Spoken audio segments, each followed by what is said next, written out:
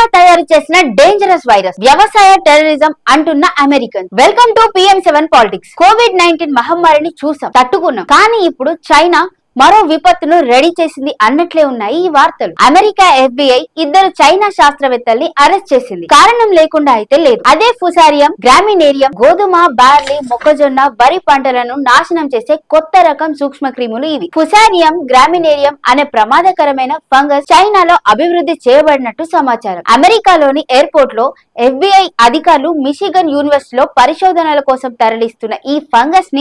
తరలిస్తున్న ఇద్దరు China శాస్త్రవేత్తల్ని యున్కింగ్ Gian, జున్యాంగ్ Liu ఇద్దరిని అరెస్ట్ చేశారు. అమెరికా అధికారులు దీన్ని వ్యవసాయ టెర్రరిజం అని అభియోగం మోపుతున్నారు. ఈ ఫంగస్ మానవులు, పశువులకు కూడా ప్రమాదకరంగా మారి వాంతులు, కాలేయ సమస్యలు వంటి తీవ్రమైన ఆరోగ్య సమస్యలకు దారి తీస్తుందని హెచ్చరిస్తున్నారు. ఈ కేసు ప్రపంచ వ్యాప్తంగా వ్యవసాయ భద్రతపై పెద్ద ముప్పుగా మారుతోందని నిపుణులు అంటున్నారు. ఇది చైనా కుట్ర అని నిపుణులు భావిస్తున్నారు.